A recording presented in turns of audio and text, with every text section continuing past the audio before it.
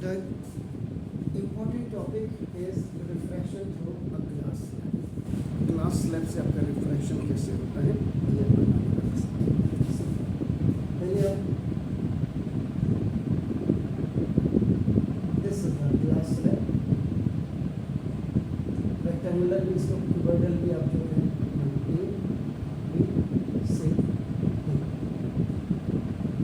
This is known as अंदर का जो होता है this is the denser medium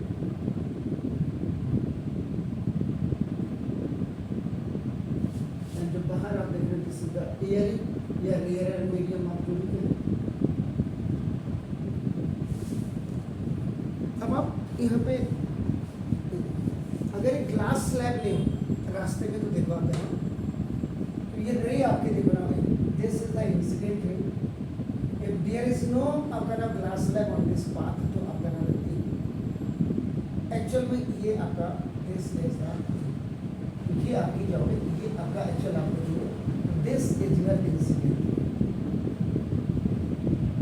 अब आपने ये खींचा उसके बाद आपने देखो ग्लास स्लैब आपने you put this one here उसके बाद देखिए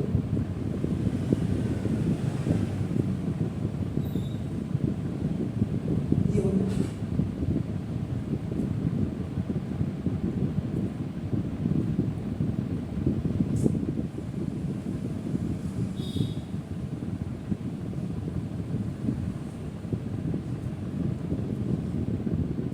point of incidence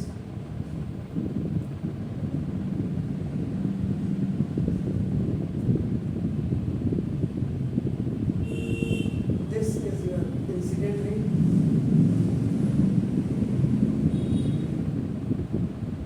ये आपका जो है this is the refracted ray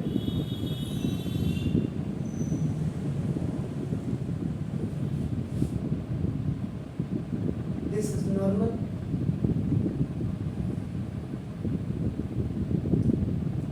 angle of incident this is angle of refraction ना बदल से यहाँ अब जब ये बाहर जाएगी ना तो देखो आपको दिस these both आपका both rays will be parallel ये दोनों रे आपकी पैरेलल होगी and this ray is known as the emergent ray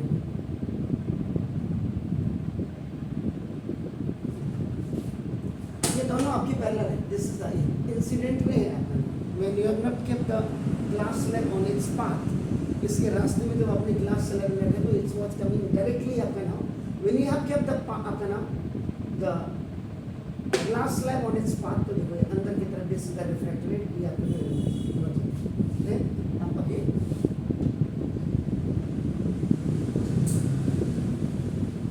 this is also normal ये आपका R2 हो गया अपर E this angle of emergency कहते हैं इसको E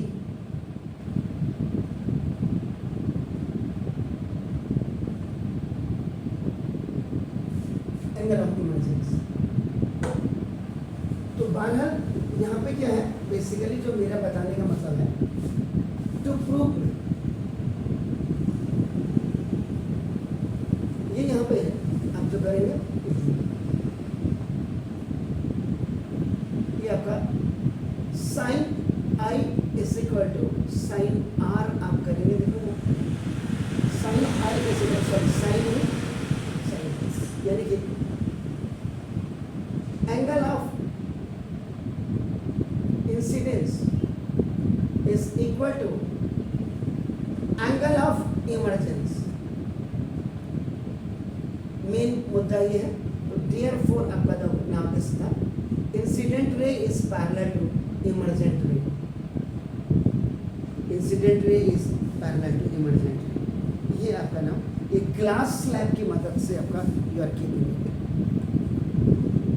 तो ना देखो सिंपल अब आपका देखो इसमें कैसे होगा नाउ इसको आपका ना हाउ टू प्रूव जिसको आप कहते हैं ये आपका प्रूफ तो हमने करना है बना इसका प्रूफ कैसे होगा देखो when a light ray a ray of light when the ray of light a light ray enters the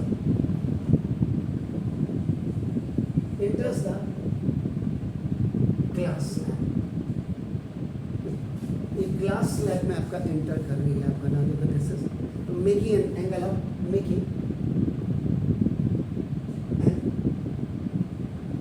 angle of incidence, angle of incidence आपका नाम जिसको आप साइन आई कहते हैं वो बना रही है। The angle in between of the incident ray and the normal is known as the angle of incidence. आपका ना देखो तो विद द नॉर्मल के साथ बनाएंगे। यहाँ पे क्लियर हो गया, लाइट रे का मतलब ही आपका इंसिडेंट रे है, this is the incident ray and normal आपके बीच में जो एंगल बनेगा वो साइन आई बनेगा। This ray is refracted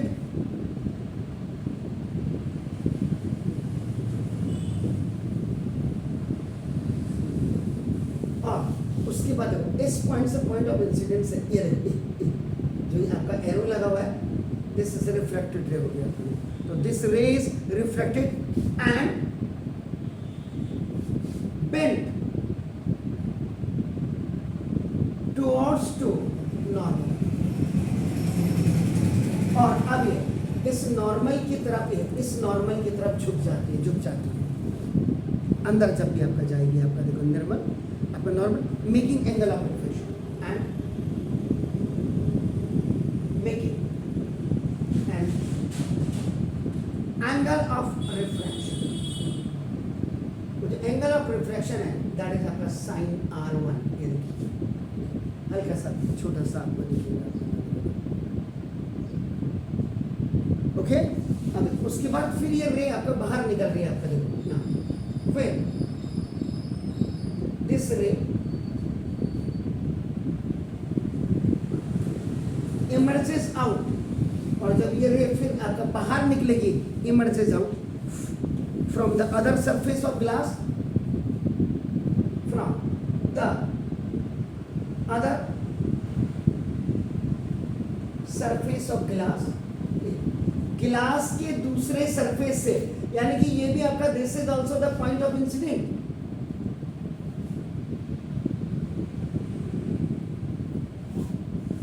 all lies in आपका नाम इन द सेम प्लेन आपका नाम देखो this other surface of glass slab, it becomes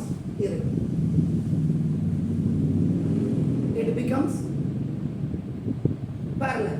अब ये वाली रे जो है देखो यहाँ पे पैरेलल का निशान बनाया है देखो, it becomes parallel आपका देखो with incident ray।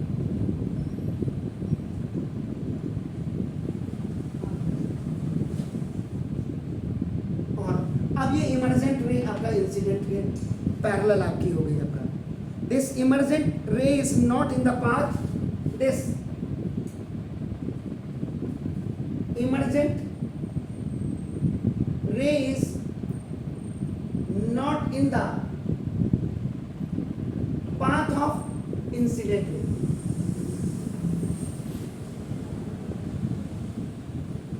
ये इंसिडेंट रे के पाथ में नहीं है।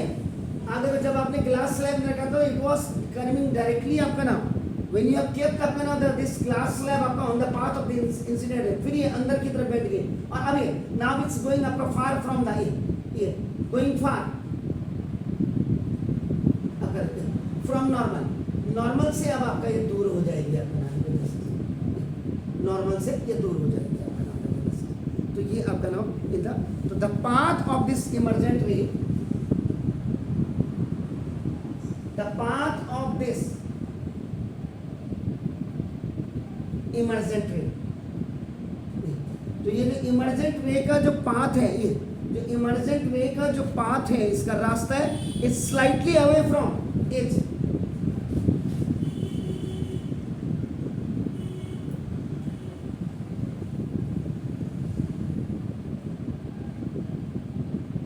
इंसिडेंट रे तो ये स्लाइटली आपका नाम ये इससे दूर है आपका नाम देखो देखो इसका मतलब द डिफरेंस मेरे हिसाब से आपका द डिफरेंस बिटवीन जो पैरेलल होता द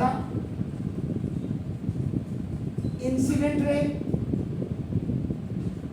एंड इमर्जेंट रे is called लेटरल डिस्प्लेसमेंट, ये जो डिस्टेंस आपकी दिख रही है देखो, ए दिस ए, ये देखिए uh this one uh, this is known as lateral displacement. Lateral displacement is the distance between the incident ray and the emergent ray आपका होता है, आपका नाम का दस. तो ये होता है. अब यहाँ पे आपका ये तो एक थ्योरी हो गई आपका नाम का. जिनको 9th में जिन्होंने देखो आपने, अब मैं यहाँ थोड़ा सा 9th में ले चलता हूँ आपको. देखो ना, ये देखिए लुक, ये देखिए दिस इज आपका एंगल 1 है और इसको एंगल 2 कर दीजिए. ये देखो ये एंगल 3 हो गया एंड ये आपका एंगल 4 है. सिंपल बता रहा हूँ. जिस बच्चे को लाइंस एंड एंगल्स आपका नाम सही ढंग से पढ़ा होगा 9th में, तो देखो एंगल 1 इज इक्वल टू, अगर आपका एंगल 2 हो जाए, ये देखो ये आपका external opposite angles are equal कर दे, या और कई चीजें इसमें, यहाँ पे तो इसी की तरह है. Angle 3 is equal to angle 4. ये देखो ऑल्टरनेट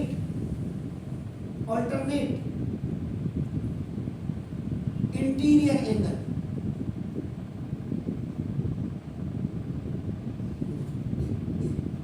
और ये बाहर वाले एक्सटीरियर एंगल हो गए. तो देयरफॉर आपका ये अगर L1 लाइन है, ये L2 है, तो therefore L1 is parallel to L2.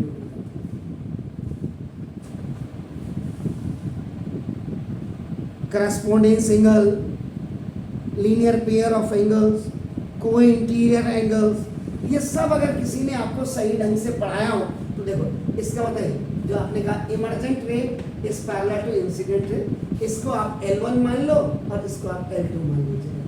तो ये एंगल I और एंगल E, जो एंगल E है ये आपका ऑल्टरनेट एक्सटीरियर एंगल्स हो गए देखिए, और एंगल R1 और एंगल R2 आपका नाम है ऑल्टरनेट इंटीरियर एंगल हो गए, क्योंकि नॉर्मल और नॉर्मल दोनों आपका they are making a 90 degree angle with this surface and this surface here. तो आपका नाम मैथमेटिक्स तो बहुत क्लियरली किसी बच्चे को समझानी चाहिए स्कूल टीचर्स को. 12 ना देखो, अब इसमें इंसिडेंट रे आएगी ए बी, यहाँ पे हम इंसिडेंट रे कर देते हैं आपका नाम देखो ए बी, और इसमें N and dash normal N and dash ये कर देते हैं, और इसमें एम डैश ये दूसरी वाली आपका कर देते हैं, और इसको पी और क्यू इसको आपका ये कर देते हैं. और ये आपका पूरी ए आर इसको मान लेते हैं ए आर. यहाँ पर मैं क्लियर कर दूँ. Let A R is equal to original incident रे.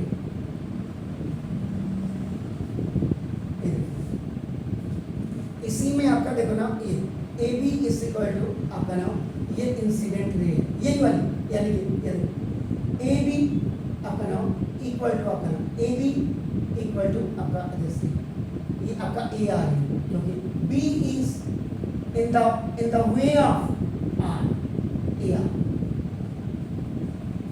एक ही बात है. जैसे ये एक ही बात है, ए आर ए बी लिखो या ए आर लिखो, एक ही बात है ना. अगर आप इसको करेंगे बीपी इज इक्वल टू आपका देखो ना रिफ्रैक्टेड वेव, ये देखिए बीपी, उसके बाद देखो पीक्यू इज इक्वल टू आपका इमर्जेंट रे. ये देखिए इमर्जेंट, ये वाली पीक्यू ये बाहर जो देख रहे हैं ये इमर्जेंट रे है आपका. तो यहाँ पे आपकी हेल्प क्या करेगा रिफ्रैक्टिव इंडेक्स. रिफ्रैक्टिव इंडेक्स मतलब bending property. The bending of light ray is known as a refractive index. कल आपने अगर याद होगा आपको आपने किया होगा घर में जा करके, तो different medium have the different abilities to bend आपका नाम और रिफ्रैक्ट लाइट, तो this bending ability of the medium is known as the refractive index, या इंडेक्स ऑफ रिफ्रैक्शन और रिफ्रैक्टिव इंडेक्स कहते हैं आपका नाम देखो। ये कल आपने भी पढ़ना है, मैंने नहीं पढ़ाना है आपका नाम देखो। इसका अब एक लॉ तो आपका फर्स्ट लॉ आपका पढ़ रहा है, the incident ray, the normal and reflected ray are all lies in a same plane, अपना नाम, तो they all will be meeting to each other at point of incidence। पहली चीज तो आपका ये होती है। दूसरा आपका स्नेल्स लॉ आप लगा सकते हैं, देखो आपका इसका, तो ना ये पूरा आपका हो गया angle i is equal to, जिसको आप साइन आई लिखते हैं बात को, ये आपका दिस एंगल ऑफ इंसिडेंस हो गया, angle R1 is equal to आपका नाम देखो दिस एंगल ऑफ रिफ्रैक्शन आपका हो गया, angle E is equal to now angle of this the emergence,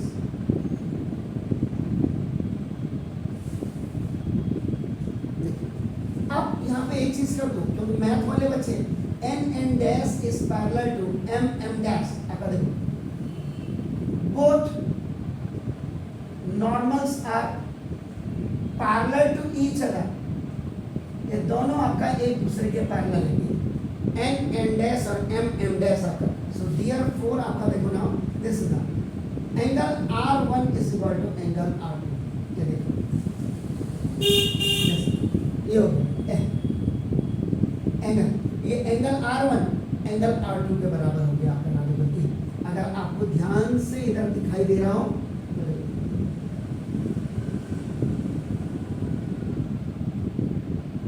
this is n dash m, now m dash ये आपका देखो, this is R1 है and this is R2 है, तो this is alternate interior,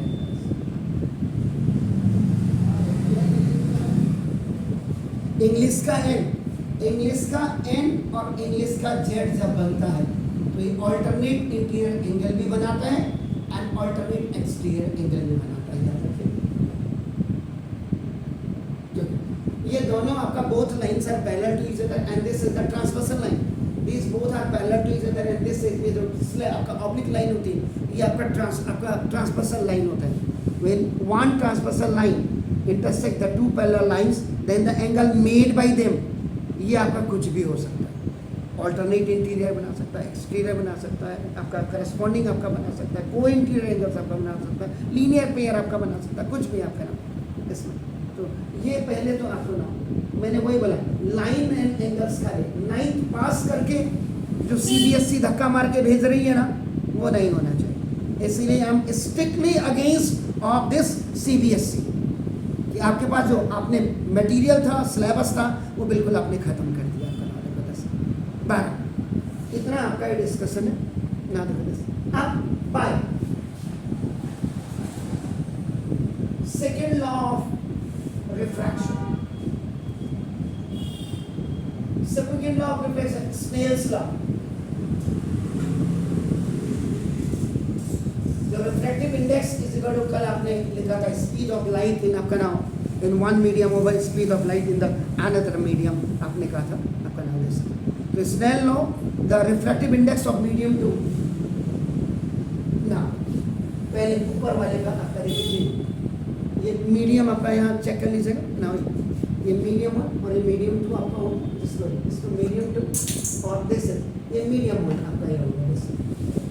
रेयरी medium आपका Airy mediums को आप rare medium को बंद कर सकते हैं आपका नाम, तो ना बाय स्नेल्स लॉ आपका देखो ना, this is the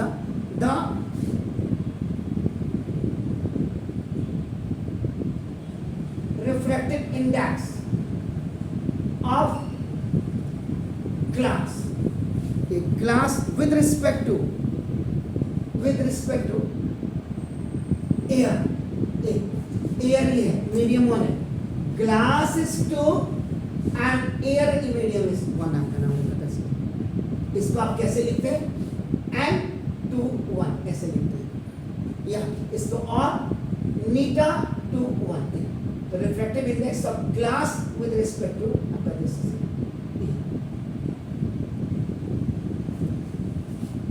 this one. तो ये is equal to now sine i over now देखो साइन आर. ये हो गया.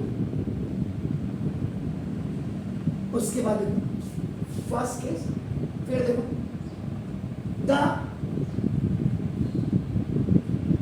Refractive index. अब फिर रिफ्रैक्टिव इंडेक्स आपका किसका होगा, आपका नाम देखो दिस इज ऑफ मीडियम. फिर देखो यहां से इसके बाहर की तरफ देखो index of glass with respect to air. ये फिर वही हो गया. इसको आप लिखेंगे नीटा टू 1, 2 से 1, एक 2 1 एक 1 2 हो जाए. तो दिस इसको या आपका इसको नीटा, इसको आप ये भी लिख सकते हैं 1 दिस. तो ये इसको आपका क्या हो गया साइन R2 अपॉन ये R1 है, sine R2 upon sine E.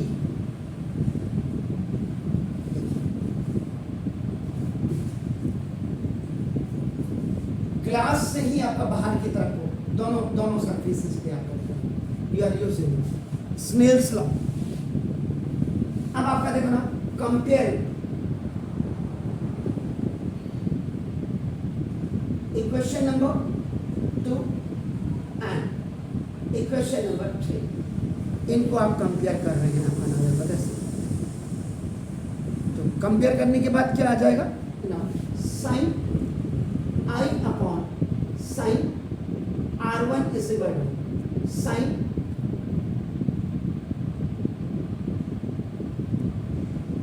one upon sin R2 upon sin P.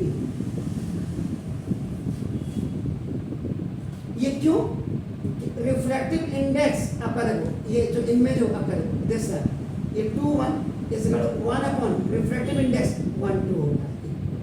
ये रेसिप्रोकल होते हैं, ये फॉर्मूला है, इसलिए 1 अपॉन आ गया.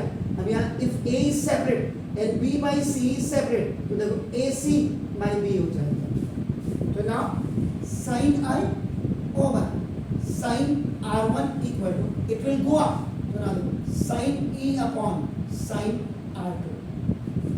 और यहाँ देखिएगा ना फ्रॉम इक्वेशन नंबर 1 आपका नाम नंबर ये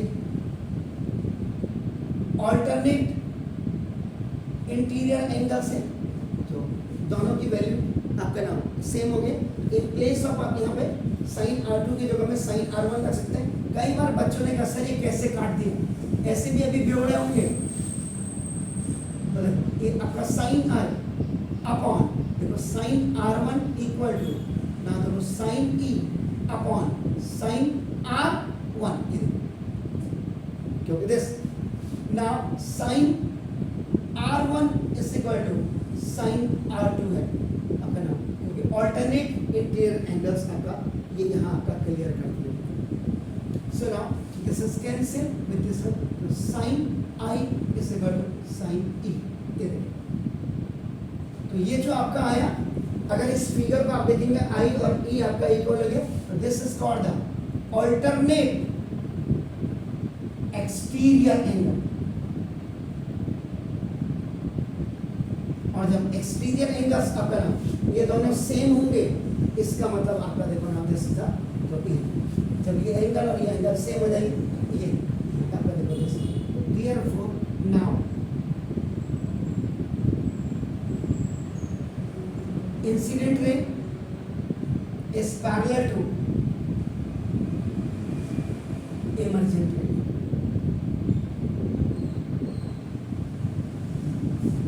इसीलिए मैं बार बार आपका नाम what I use to say आपका नाम since so many years to my students that आपका नाम you please give main focus or concentration in mathematics. If your mathematics is very much okay, means आप जो पजल क्वेश्चन जब आप करते हैं आप अपने दिमाग को रोटेट करने लग जाते हैं. आप एक्स्ट्रा क्वेश्चन जब आप करने लग जाते हैं तो physics and chemistry will be more easier to those students who are really struggling or doing more hard efforts for mathematics. ये आपका आ गया तो ना hence incident ray and emergent ray are parallel to each other. ये था refraction through the glass slab में ये पूरी डिटेल. अब आप किसी दूसरे चैनल में जाकर के इसको देखिएगा क्या इतनी डिटेल्स हैं या नहीं है. बाकी तो आजकल आप लोग हमसे ज़्यादा स्मार्ट हो.